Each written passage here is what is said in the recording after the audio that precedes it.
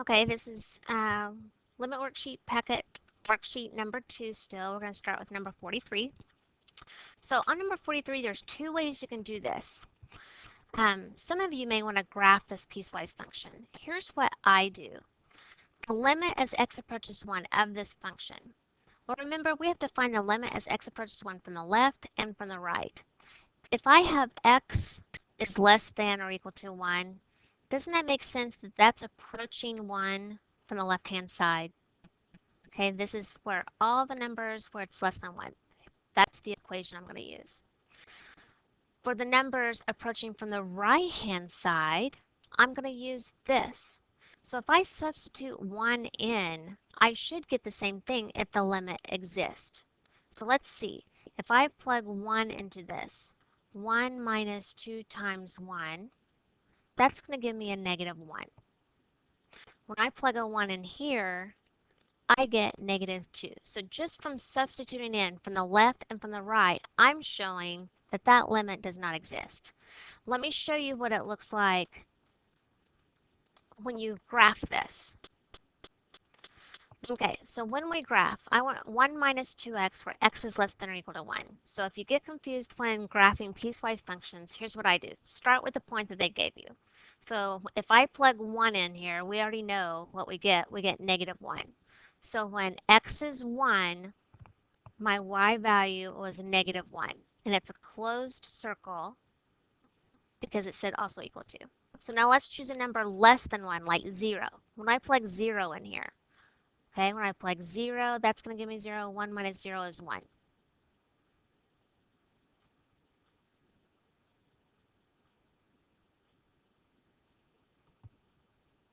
Actually, when x is 0, when x is 0, my y value is 1. I just plotted the wrong point. It's right here. So let me get rid of that one. Okay. So do you see there's my y-intercept, my slope is negative 2. So I could plug in another one. My next one is negative 1. Okay. My next point, if my y-intercept is 1 and my slope is negative 2, I could go down and to the left or up. Okay, I could go, I'm sorry, it's negative 2 is my slope. So usually I'd go down and to the right, down and to my right. Now I'm going to go up 2 and to the left 1. Up 2 and to the left 1. There is that. If I can draw a straight line, it's kind of hard because I can't see what I'm drawing on. There's that part of that piecewise function. This part, okay, let's plug 1 in here. We get negative 2. So when x is 1, it's negative 2, but it's an open circle, okay, because it's not also equal to. So now let's plug a number in like 2. 2 minus 3. 2 minus 3, so when x is 2, because I plugged 2 in, when x is 2, my y value is 1. Let's plug 3 in. So when x is 3, my y value is 0.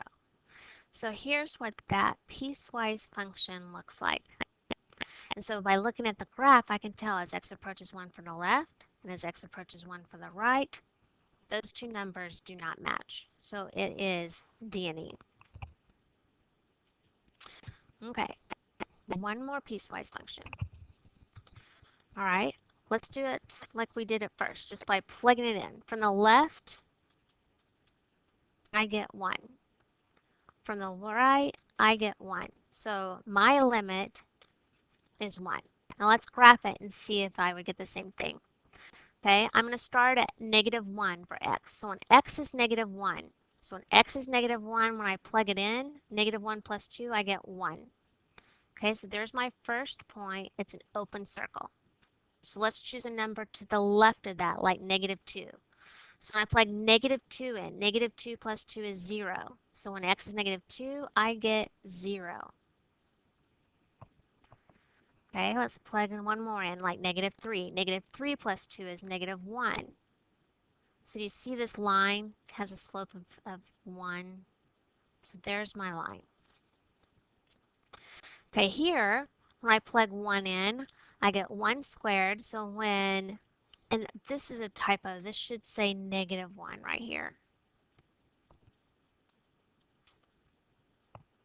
Okay, so when I type in, or when I plug in negative 1 is 1. So I have that point right there. It's open circle. When I plug in 0, I get 0. When I plug in 1, I get 1. And do you see what that is? This is that parabola.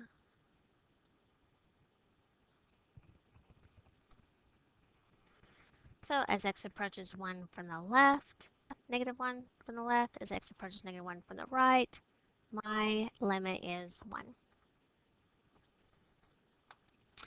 All right, suppose the limit as x approaches 4 of f of x is 2, and the limit as x approaches 4 of g of x is negative 5.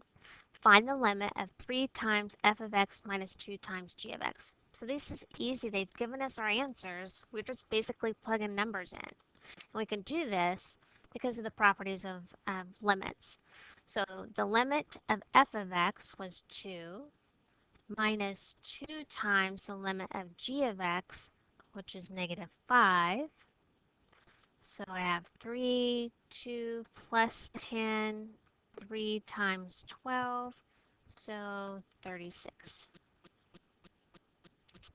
Okay, and that's it for worksheet number 2.